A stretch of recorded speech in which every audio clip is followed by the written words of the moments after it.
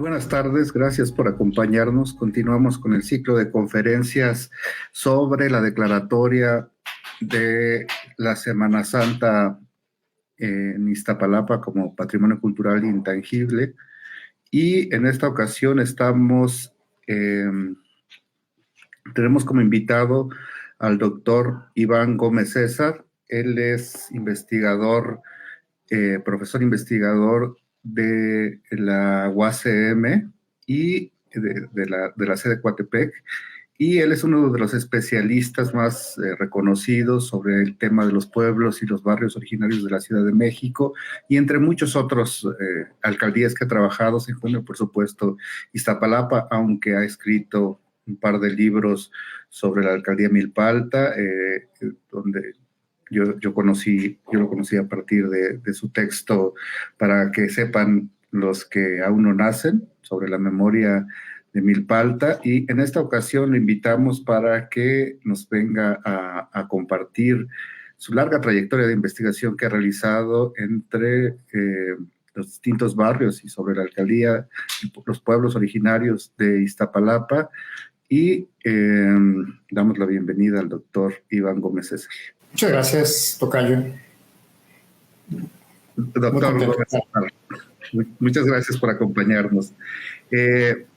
La Semana Santa en Iztapalapa tiene una clara trayectoria histórica que algunos de los cronistas y de los cronistas locales y de los historiadores la identifican como a mediados del siglo XIX, a partir de una epidemia de cólera y una suerte de demandas que se hicieron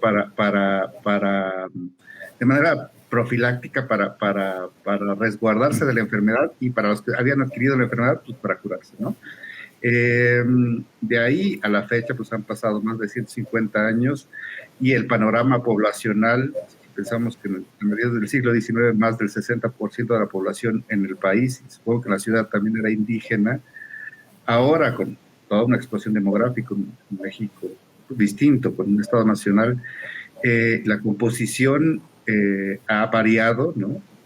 No se hablan las lenguas originarias, o la lengua originaria que se hablaba en Iztapalapa.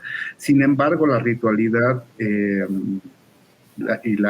el fervor y la ritualidad en el contexto de la gran urbe de la ciudad no tiene paragón en la ciudad. La Semana Santa es un fenómeno religioso, político, ritual, que quisiéramos que usted, que ha trabajado este asunto, nos compartiera. Así es. Bueno, tal vez sería interesante empezar por decir que esto es producto de un largo proceso que le podemos decir de la religiosidad popular, ¿no? Una reflexión interesante me parece la que hizo Miguel Sabido en su libro El Teatro Profundo, cuando trata el tema de la Semana Santa en general, que es una fiesta muy importante en todo el país, y yo diría que crecientemente importante y crecientemente compleja. Él comienza haciendo una referencia a esta idea de que cuando los antiguos mesoamericanos observaron una fiesta basada en un personaje que se sacrifica, que entrega su vida para salvar a los otros y que está llena de un relato trágico, con un montón de elementos míticos, digamos que el encuentro con la visión de lo que existía aquí no fue tan distante. Esta idea del sacrificio, hay que recordarlo. Por ejemplo, un dato importante es que la fundación de la Ciudad de México, además del famoso emblema del águila y la serpiente, estos estaban, el nopal creció en el corazón de Copil, es decir, el primer sacrificado. La Ciudad de México se fundó sobre la base del sacrificio. Es un concepto complejo y muy importante de la cosmogonía mesoamericana. Entonces, que aquí Cristo ejerciera una suerte de sacrificio, autosacrificio se puede decir, pues tuvo una parte como de fascinación. Y tal vez eso explique un poco la extraordinaria vitalidad y enorme diversidad que tiene la Semana Santa. Entonces, pues eso me parece importante dejar como asentado. La Semana Santa definitivamente es católica, pero sus venas cordiales, en las venas cordiales de la Semana Santa, corre una forma de apropiación que hicieron los pueblos de esta festividad, en el que esta noción, la noción del sacrificio, pues los hermanaban, los acercaban. Había mucha simpatía por aquel hombre que, digamos, se enfrentó a las fuerzas más terribles, ¿no? Y esta fiesta basada en una noción en que un ser humano y a la vez un Dios se sacrifica, se entrega su vida para salvar a todos, para salvar a los demás. Esto tenía ecos que encontraban espacios en las sociedades mesoamericanas. La noción de sacrificio era algo muy extendido y muy importante. El autosacrificio, que es el caso, ¿no? Jesucristo, digamos, lo que hizo una especie de autosacrificio. Sabedor de lo que era la suerte que le tocaba, él la afrontó. Es un autosacrificio. Este relato, y que además está lleno de elementos míticos enormes, ¿no? Todo el proceso de la Vía Crucis, por ejemplo, y todo el proceso que posterior, ¿no? Hasta el Renacimiento. Todo esto es digamos, un relato lleno de elementos que fueron vistos con mucha atención y fueron absorbidos, digamos, de muchas maneras en las muchas culturas originarias de México. Entonces, este es un dato que me parece relevante, porque lo que tenemos en México es una variación enorme de Semanas Santas. En mis clases acostumbro, cuando es el caso, que mando a mis alumnos a hacer ejercicios en Semana Santa. Entonces, dado que muchos de ellos se van a sus pueblos de origen, a sus ciudades, entonces he tenido a lo largo de años muestras, porque hacen pequeñas investigaciones en cada uno de estos lugares, es parte del ejercicio en este curso. Entonces, he tenido noticias de una variedad tal de formas de ejercer la Semana Santa asombrosas. La Semana Santa se ha convertido en un elemento, bueno, para empezar, identitario, por supuesto, muy fuerte. La gente se identifica con la Semana Santa de manera muy poderosa, pero también de alianzas. Este dato es muy relevante. Por ejemplo, voy a poner un caso, ¿no? Este es en Coacalco, en el Estado de México. Resulta que, como muchos otros lugares de lo que es hoy la zona conurbada, de repente vieron un crecimiento poblacional gigantesco. También le pasó a Iztapalapa, y le pasó a la Ciudad de México en general. Estos vieron venir ese crecimiento y lo que hicieron fue distribuirse entre las familias principales la Semana Santa como por papeles, ¿no? Al Cristo le tocó a la familia Sánchez, estoy inventando, el Judas le tocó a la familia Ramírez, etcétera, ¿no? Se repartieron la Semana Santa. La Semana Santa, decía, tiene usos hacia adentro, que son este elemento identitario, y hacia afuera, que es como este elemento más bien político. La Semana Santa ha servido para negociación. Es el caso de Iztapalapa, muy claro, ¿no? Iztapalapa, digamos, la clave del asunto es que esté en manos de la población, en manos de las familias principales. Si uno reduce un pueblo a su esencia más básica, digamos, lo que tiene uno es que es un conjunto de familias sobre la base de un territorio y ligados a una creencia, muchas veces a un santo patrón. Eso esencialmente es un pueblo. Si uno le quita todos los demás artículos, eso es un pueblo. Entonces, en este caso es como esa creencia va a expresar esta forma de ser de un pueblo, esas tres cosas, esas tres condiciones. Y la fundamental, por supuesto, es la parte viva, es la parte de las familias ejerciendo, en este caso, su creencia por medio de un sistema de fiestas. Y en las fiestas, pues hay unas más importantes que otras. En este caso, la Semana Santa juega un papel cardinal en el caso de Iztapalapa. Doctor Gómez César, el asunto de la participación de la gente que es gente que llegó, que eran avecindados, que no son gente de los 8 barrios originarios de Iztapalapa y que se han integrado, que es un asunto masivo, ¿no? La participación contempla miles, quizás millones de personas, ¿no? Y si bien es cierto que digamos que la mecánica, la arquitectura está en manos de las familias principales, la participación del pueblo desde distintas lógicas es innegable. Una de estas lógicas que parece ser importante tiene que ver con un asunto terapéutico. Mucha gente acude por una cuestión de solicitar algo o de pagar también algún tipo de favor que le concedió, algún personaje del panteón católico asociado a la Semana Santa en específico, a Cristo, o en otras ocasiones claramente al Señor de la Cuevita, ¿no? Sí, este es otro rasgo que comparten muchos pueblos de México de manera asombrosa, ¿no? De manera asombrosa. Yo diría que podemos decir una especie de fórmula, porque en este asunto intervienen muchos factores, ¿no? Interviene, por supuesto, el poder religioso expresado en la iglesia. Es un factor muy importante. También el poder político civil interviene de algunas maneras, de varias maneras. Y interviene, por supuesto, los actores sociales involucrados. En este caso, la complejidad está dada por, digamos, la relación entre pueblos originarios o familias descendientes de los pueblos originarios y todos los que han llegado, ¿no? Iztapalapa es eso.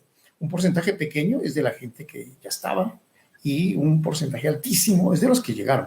Es un poco la síntesis de buena parte de la Ciudad de México. Eso somos, ¿no? Eso somos. Lo interesante de este caso es que el pueblo originario sigue mandando sobre este asunto, a pesar de esta gigantesca, digamos, composición social que lo rodea.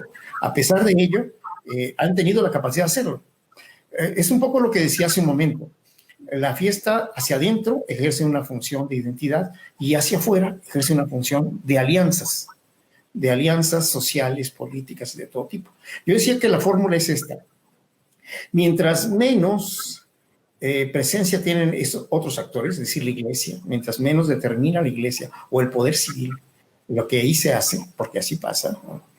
Mientras más sea el poder propio del actor social que está en cuestión, más trascendente, más peculiar, más original y más fuerte es la fiesta. Esto quiere decir que la fiesta tiene que ser autónoma, a pesar de que no esto no deja de lado el asunto de que tiene que haber alianzas, convenios, acuerdos y todo tipo de cosas. Tiene que ser autónoma. La capacidad de la fiesta, la cualidad esencial de la fiesta es ser autónoma. Si pierde esa cualidad, pierde otras muchas cosas. Deja de serlo. Y esto es un rasgo que me parece muy, muy peculiar, porque más está ligado también a un ejercicio del poder, se puede decir. Porque una fiesta, como esta de Iztapalapa, involucra una cantidad enorme de recursos. Son muchos millones de pesos los que están en juego. Y una presencia y una trascendencia enorme. Lo que esto significa es ya muy grande. Entonces, ¿cómo hacerle para que esto poder económico, este poder mediático, etcétera, no contamine la esencia de la fiesta? Bueno, esa es una de las claves más importantes del proceso. ¿Quién garantiza eso?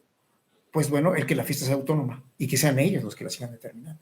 O sea, hay un mecanismo de rendición de cuentas, de forma de gobierno, que es el que explica eso. No, eso no quiere decir que estén exentos, ¿eh? Ha habido muchos casos en que esto se pierde. Bueno, son de los conflictos que pueden vivir, pero eso puede atentar contra la vida misma de la fiesta. Para que exista, tiene que recuperar, en su caso, esta capacidad de acción propia, es decir, de autonomía. Esto me parece que es una de las cuestiones más relevantes. Iztapalapa es una expresión clarísima de que esto se ha logrado en un espacio tan dilatado de tiempo que asombra. Asombra porque han negociado con todo el mundo, desde el siglo XIX.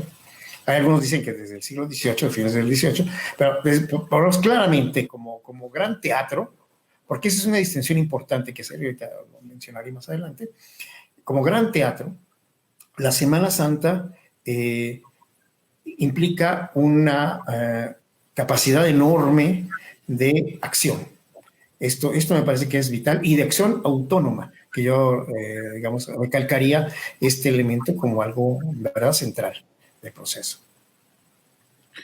Doctor Gómez César, en algunos lugares, particularmente Oaxaca, se habla de este servicio que le llaman, que es un trabajo no remunerado a favor de una comunidad, ¿no? Que básicamente está relacionado pues, con un sistema de gobierno, ¿no? Con la gente que esté a cargo de los asuntos agrarios, religiosos. ¿Considerarías que esta forma de organización que tú enfatizas también reposa en la autonomía, su carácter, eh, su trascendencia como una fiesta que tiene este carácter autónomo? ¿Consideras que hay algo de pervivencia de este asunto del trabajo comunitario no asalariado como un trabajo a favor de un colectivo no remunerado, que si bien ya no tiene otras expresiones, porque no hay asambleas, o hay un sistema de partidos y este tipo de cosas, quedan rasgos digamos, de un sistema comunitario más a la manera de los pueblos indígenas u originarios, pero de otras zonas más apartadas, como sería quizás Milpa Alta o Tláhuac? No, por supuesto, absolutamente. Y incluso formas de gobierno. Eso, no se le quiere ver como eso, pero lo es, ¿no? Tiene rasgos muy claros. Eso del mandar obedeciendo, pues eso es, ¿no? Una persona que está al cargo de esto, deja el cargo. ¿Y qué se lleva del cargo? No se lleva el dinero, no se lleva los recursos, no se lleva el prestigio y el orgullo de haber pertenecido, el que en su familia esto está bien visto, se lleva eso, y esto es una cosa profundamente, digamos, de los pueblos, es algo profundamente de los pueblos. En efecto, es gobernar para servir. La gente va ahí en la mejor disposición. Esto es un caso que podemos ver en muchísimos otros aspectos, ¿no? ¿Con cuántos años de premeditación, perdón, de anticipación la gente se apunta para participar en una fiesta como esta? Pues un montón de años. Esto sucede en muchas otras cosas, en muchas mayordomías. Aquí, el mismo Iztapalapa. En otros lugares de Iztapalapa igual, la gente está apuntada desde hace mucho. Yo recuerdo el relato de Santa Cruz Mellihualco, de una persona que era médico y él entonces trabajaba fuera de Tamaulipas, no sé dónde, y entonces, pero él estaba apuntado, era el número, no sé cuánto, tenía que esperar años, y sin embargo, cuando fue el tiempo, tuvo que dejar su trabajo y venir a cubrir su tarea como mayordomo. ¿Qué ganaba él? Dejaba su trabajo, dificultades mil. ¿Qué ganaba? Aquí esto es parte de este sentido colectivo comunitario. En efecto, se puede hablar de tequio, pero más allá. Además de tequio, más del trabajo, se podría, y de mano vuelta, ¿no? Se podría hablar más bien de este sentido comunitario de las cosas, de ser parte de una totalidad, de una comunidad, y de que la satisfacción más grande es el servicio, ¿no? Tú cumpliste tu tarea, ¿no? Y entonces puedes mirar a la gente de tu pueblo y sobre todo a tus hijos, a tu familia, a los ojos, porque tú cumpliste con tu trabajo. Este sentido de las cosas, por supuesto que está perfectamente vivo. Incluso en los pueblos más urbanos, que es el caso de Iztapalapa, unos pueblos más urbanos, porque además su ser urbano es relativamente muy reciente, es muy reciente. No tiene mucho tiempo. ¿Cuándo fue que se expropió la última chinampa de Iztapalapa, el pueblo de Iztapalapa, de las chinampas de agua salada? 1980. Esto en términos históricos es ayer, apenas ayer. Es decir, hace no mucho todavía había chinampas en esta zona. Y de hecho, de alguna manera todavía hay. A mí me ha tocado presenciar un poco ese fenómeno de gente que mantiene una suerte de idea de chinampa todavía en Iztapalapa, en los pueblos de Iztapalapa. Entonces, es correlativo a eso. No es tan lejano. Este pueblo mantuvo su manera de ser casi completa hasta una fecha tan cercana como a 1980. Es muy reciente la transformación que estamos viviendo. Doctor Gómez César, sobre estos aspectos, quizás como para redondear la idea, la pregunta que quería hacerle. En realidad, ha señalado como varios aspectos que hacen singular a la fiesta de Semana Santa, la representación de la Semana Santa en Iztapalapa.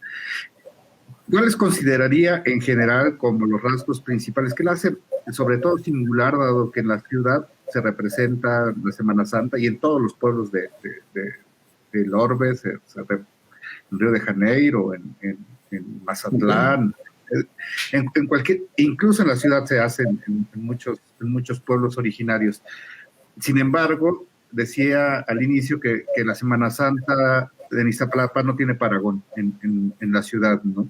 Es un evento masivo, que se le puede trazar una trayectoria histórica muy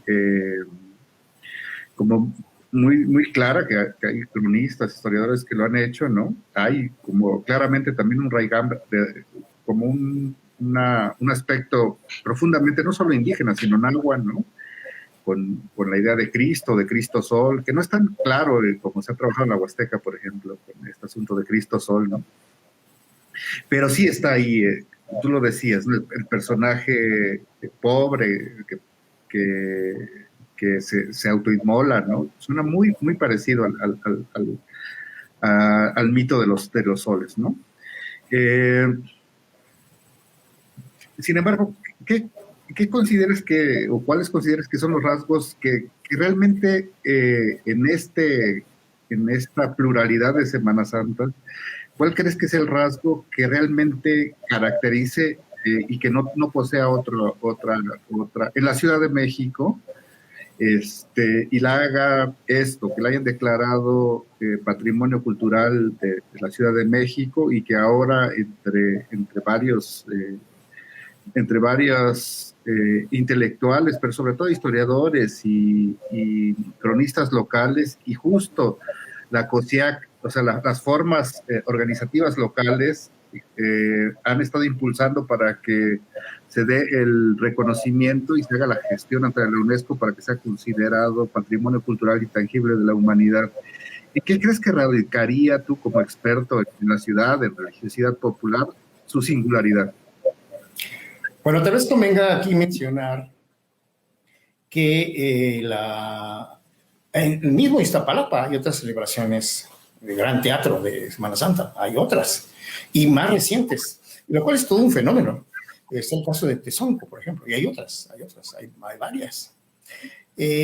Aquí recuperaría un poco el relato de cómo se instauró, porque digamos, hay dos maneras de ejercer la Semana Santa. Una que es la convencional, la tradicional, que es en el atrio de las iglesias. Esto es casi universal, ¿no? En todos lados se celebra pues este asunto de la muerte y resurrección de Cristo en los atrios de las iglesias, ¿no? Controlado totalmente por la iglesia o con participación popular, pero digamos subordinada a la directriz que marca la iglesia. Esto sucede en un montón de lugares, ¿no? Es casi universal, bueno, en el mundo católico. Pero ¿qué pasa? ¿Por qué de repente un pueblo como San Lorenzo Tezonco decide, a pesar de que es vecino, cercano con Iztapalapa, caminando se puede ir a esta celebración sin mayor problema, y ahora hay muchísimas otras maneras de llegar, porque encontraron en esa celebración también una fuente importante. Yo aquí me tocó acercarme un poco a este pueblo, y resulta que este pueblo sufrió también una expropiación de la tierra, un empobrecimiento y posteriormente una pérdida de la tierra. Y la aparición de la fiesta de la Semana Santa coincide con eso.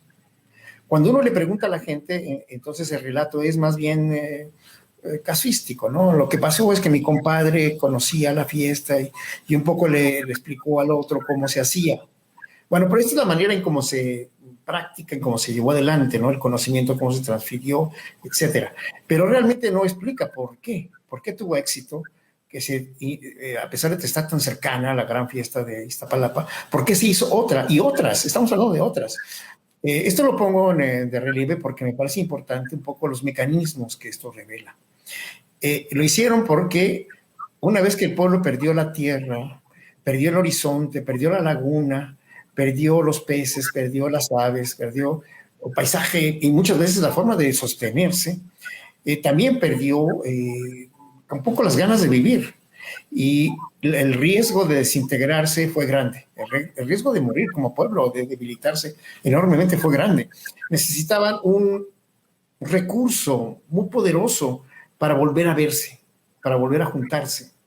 Y a mí me parece que de nuevo aquí, volviendo al mito de origen, ¿no? La imagen de este Cristo doliente, ¿no? De este Cristo que se inmola, en efecto, de este Cristo que se entrega, ¿no? Y la sangre, de que todo este relato tan fuerte, tan vivo, sirve de puente, sirve de un puente bastante fuerte, bastante claro, porque comparten elementos, ¿no?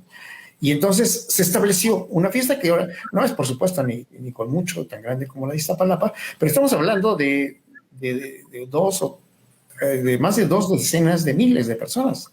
O sea, tampoco es una fiestecita. Es una fiesta grande y hay varias en Iztapalapa. Bueno, esto lo comento para un poco tratar de distinguir cuál es lo peculiar de la gran fiesta de Iztapalapa. Yo creo que en primer lugar fue el gran triunfo frente a la enfermedad, ¿no? El gran triunfo frente a la enfermedad, que no solamente fue de Iztapalapa. El cólera, pues, en la zona lacustre hacía estragos, ¿no? Hacía estragos con cierta facilidad.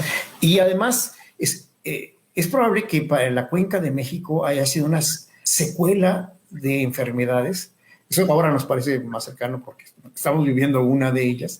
Pero esto ha sido el pan nuestro de cada día en la Cuenca, especialmente en los pueblos, en la gente más humilde, con condiciones de salubridad más difíciles, con alimentación más complicada y con ausencia de servicios médicos, digamos, modernos, ¿no? Que pueden hacer frente a este tipo de enfermedades con mayor eficacia. Entonces, lo que se dio fue que este asunto convirtió a Iztapalapa en un elemento, yo creo que muy importante, no solamente para Iztapalapa. Y tal vez ese es el rasgo más importante. La fiesta de Tezonco es esencialmente de la gente de Tezonco y de unos cuantos más. La fiesta de Iztapalapa se ha transformado en una fiesta nacional. Y aquí uno de los artilugios, uno de los elementos más sugerentes, más creativos y más interesantes es este de los nazarenos. Este asunto de los nazarenos, no sé cómo decirlo, pero este desdoblamiento de Cristo en muchos Cristos, y que cada quien puede convertirse de alguna manera en ese mismo sacrificio, ¿no? Este relato que desdobla, que le da un alcance mucho mayor al relato original, es poderoso. Entonces ahí tienes gente de Oaxaca que viene a ser nazareno y gente de muchos lados, ¿no? Este me parece que es uno. Por supuesto, el nivel de organización, que es espectacular, ¿no? Lo que ha llegado a ser la fiesta es más que notable, ¿no? Bueno, creo que ha sido una fórmula que ha permitido que eso que originalmente fue una actitud defensiva, de vida o muerte, porque yo creo que esa es la clave del asunto. No estamos hablando de una cuestión menor, de una cuestión simplemente religiosa, porque hay mucha pasión, bueno, además de la pasión de Cristo, hay mucha pasión de la gente sobre este asunto. No es un asunto de creencias, es un asunto que va más allá, es un asunto de sobrevivencia, es un asunto de límite de las cosas. Eso hizo Iztapalapa grande, que actuara en la frontera entre la vida y la muerte para los pueblos. Digamos, este hecho va a impregnar de una fuerza sobrenatural el hecho, mucho mayor que de la gente misma puede hacer. Esto es algo mucho más allá. O sea, y además es una bonita metáfora de lo que son capaces los pueblos.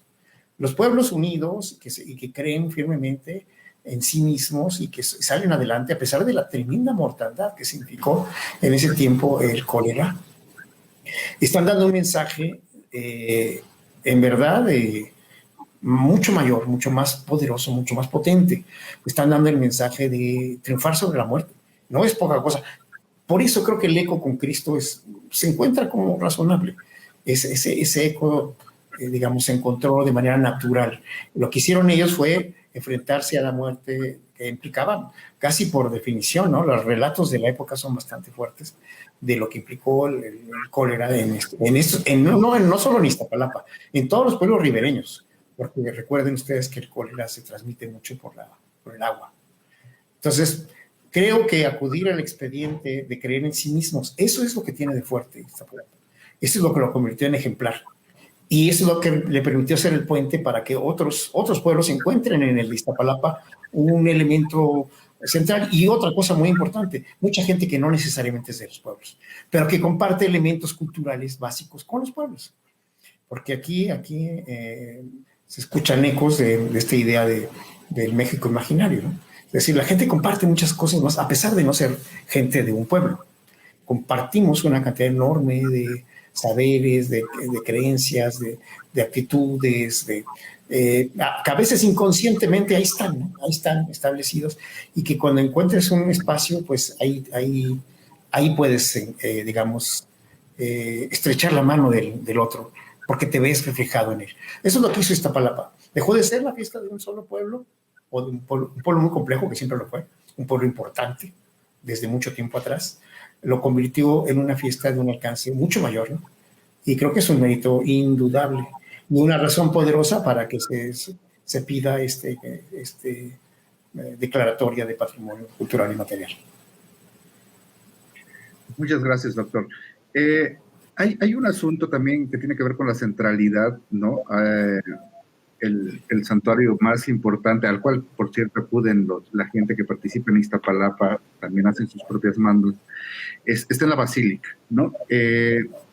También hay un carácter, no sé, es un factor que juega a favor de esto, que Iztapalapa esté en la Ciudad de México y que sea un lugar de destino de muchísima población migrante, mucha de ella indígena, ¿no? Y que, como tú decías, comparten concepciones del mundo muy cercanas en términos muy generales, pero que tú decías, hace que empaten de algún modo, ¿no? Aunque sean muy generales, ¿no? Aunque la forma de relacionarse, por ejemplo, con pagar a través de danzas o de algún tipo de sacrificio, como algún tipo de esfuerzo, ¿no? Penuria, ¿no? Como hablabas de los nazarenos, ¿no? Hace muy fácil que la gente de distintas procedencias étnicas pueda integrarse digamos, a un esquema ya muy ordenado que desarrollaron la gente de Iztapalapa a lo largo de más de 150 años, pero que caben perfectamente, ¿no? Ir a peregrinar, ir a ver a un señor para paliar asuntos médicos, ¿no? No es ajeno a las poblaciones indígenas. Entonces, no es tampoco, o sea, el punto es que hay un factor también como de clase social, no lo quería mencionar así, pero sí hay de clase social y étnico que hacen que se empate como una suerte de cosmogonía indígena que proviene muchísima, o sea, donde hay mayor población indígena en Iztapalapa, y, y que se empate con este asunto de cosmología, con un asunto de religión, digamos, con indígenas, pero bueno, no es lo mismo que llegue un mixteco o un nahua de la Huasteca y vea en el asunto de la pasión y Cristo, de la pasión y muerte de Cristo, pues al Cristo Sol, ¿no? No es difícil que lo vea ahí, ¿no? Es lo natural. Así fueron, de hecho, así evangelizaron. Tenía un carácter evangelizador este tipo de representaciones, ¿no? Entonces, que hace que encie el asunto de que sean migrantes. No sé si hubiera en espacios de clase media donde los ecos las coincidencias son distintas. ¿Qué piensas tú? Bueno, mira, yo creo que el doctor Gómez César? Yo pienso que hay cosas muy particulares de la Ciudad de México. Yo creo que aquí, y la palabra clave es mestizaje. En la Ciudad de México siempre tuvo una connotación proclive a un tipo de mestizaje. El mestizaje no es una cosa simple, va a tener cargas muy diferenciadas, depende del momento histórico y muchas condiciones previas. Pero voy a hablar concretamente del asunto de la fiesta como elemento central del mestizaje peculiar de esta ciudad, que es muy diferente a las zonas de refugio, ¿no? Las zonas indígenas confrontadas, donde la población mestiza y la población criolla, digamos, se enfrenta de manera muy drástica a la población indígena y, digamos, es otra cosa, es otra cosa. La Ciudad de México tuvo una peculiaridad muy poderosa. Los pueblos originarios entendieron rápidamente o tuvieron capacidad de negociación a partir de que eran indispensables o que tenían una fuerza de negociación trascendental, que es su capacidad económica y su capacidad productiva. Es decir, fueron mucho más allá que ser simple mano de obra barata o simples, digamos, tributarios. Fue mucho más que eso. Aquí subsistió la chinampa, y la chinampa fue un elemento fundamental porque no solamente era una instancia productiva, altamente productiva y eficiente, sino que implicaba un control del proceso. Es decir, chinampas igual a grado de autonomía de los pueblos, que no solo controlaban la producción, los insumos, sino también el transporte. Todas las trajineras eran producidas por ellos. Iztapalapa tiene toda una tradición, Iztacalco, de producción de las trajineras, que eran muy buenos para hacer esto. Es decir, en esta zona de México se mantuvo durante un tiempo mucho más largo la capacidad autonómica de los pueblos. Entonces es muy notable cómo tenían todavía formas de gobierno propias y formas de negociación. Esto destaca respecto a otras regiones de México, bastante, bastante. Aquí, por eso, en 3 siglos de colonia, no aprecias levantamientos armados, como sucedieron en muchos otros lugares de México, como la zona maya, por ejemplo. La zona maya está plagada de levantamientos armados. Aquí no. ¿Cuál es la explicación? Yo creo que básicamente es esa. Aquí, digamos, hubo más posibilidades de negociación y los pueblos tenían amanuenses, tenían, digamos, una especie de abogados que podían pelear en términos legales, y por eso tenemos toneladas de documentos escritos, muchos de ellos en náhuatl, de esta lucha, digamos. Aquí, más que armas, lo que encontramos es litigios, toneladas de litigios.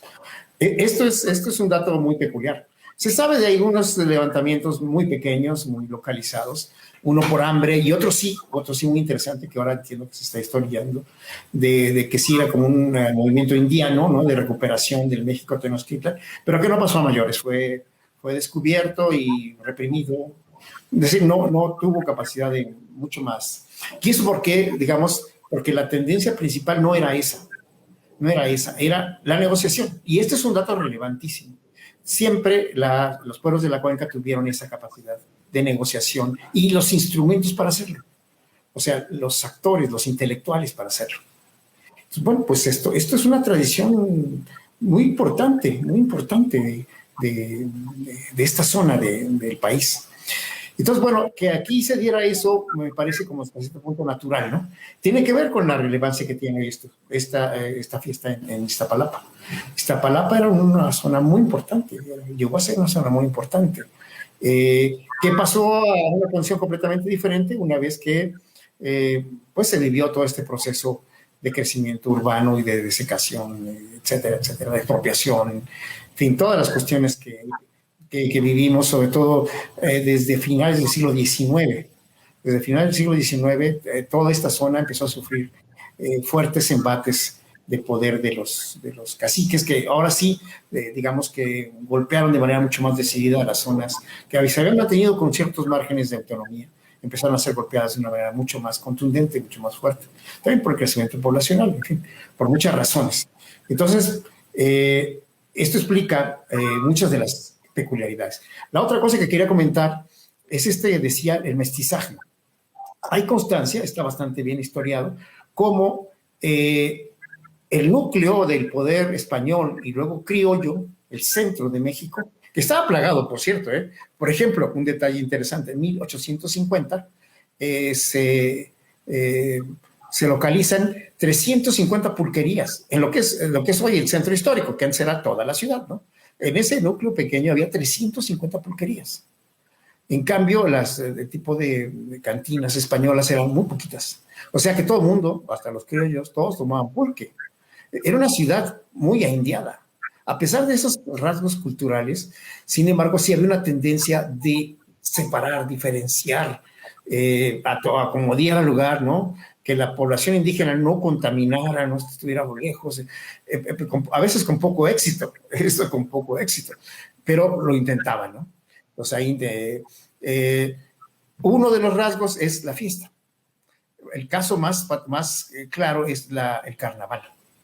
El carnaval era en esencia profundamente europeo, pero se combinó de nuevo con una cosmogonía indígena y lo convirtieron en otra cosa.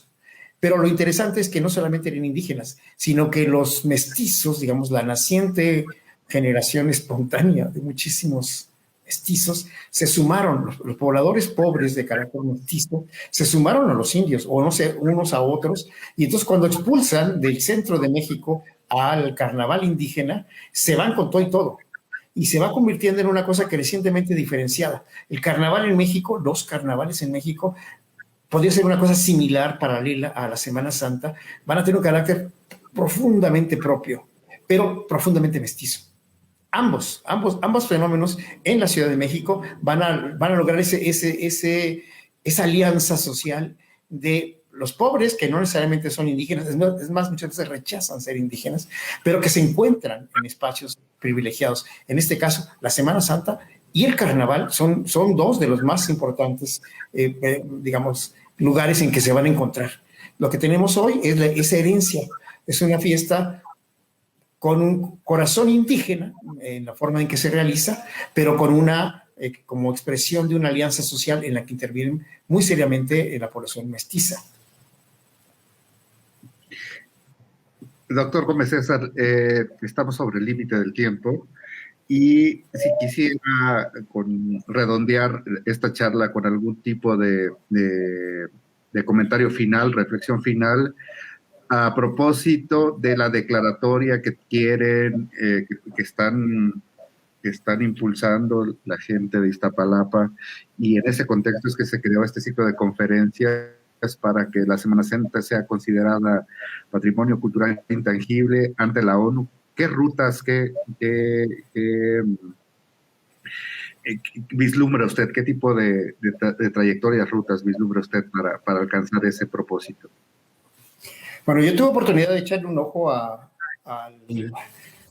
tremendo expediente que me contaron, muy detallado, con muchísimos elementos, con muchísima gráfica. Es poderoso. Ya con lo que se cuenta no es una cosa menor, porque en efecto estamos hablando de un proceso de una intensidad, de una profundidad muy grande. Yo lo único que diría es que es necesario hacer una suerte de síntesis, que incluso tenga capacidad de comunicación gráfica muy fuerte, ¿no? Una síntesis de toda esa documentación y probablemente explorar algunos campos, como de estos que estaba mencionando, ¿no? Es una fiesta del pueblo, pero es una fiesta paralela a otras expresiones culturales. Y además Iztapalapa es un lugar extraordinariamente importante para esta ciudad, y esto al mismo tiempo es un espacio que ha sido denigrado, menospreciado, visto con demasiado recelo, ¿no? Iztapalapa ha sido fuente de señalamientos, y creo que esta declaratoria puede ser un punto de partida para mostrar la enorme riqueza cultural de esta zona de la ciudad, en tanto pueblo originario y en tanto capacidad de incorporar a sectores de la ciudad y del país, y ahora me atrevo a decir que del mundo. Iztapalapa es como una bandera que puede permitir entender la fortaleza de la religiosidad popular en México, que tiene esa esencia, ¿no? Tiene esa esencia. Digamos que en alguna manera Iztapalapa es una síntesis del proceso histórico mexicano y en concreto de la Ciudad de México, que tiene como actor central a un pueblo. Doctor, muchas gracias. Es muy enriquecedora su charla. Abre varias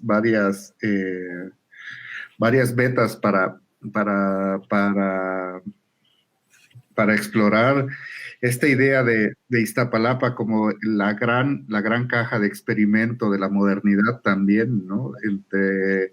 Que pasa por medio de un a través de una festividad y que logra incorporar a sectores que tienen una procedencia externa, sea cualquier lugar, sea provincia, sobre todo, ¿no? O de otros lugares de la propia ciudad, ¿no?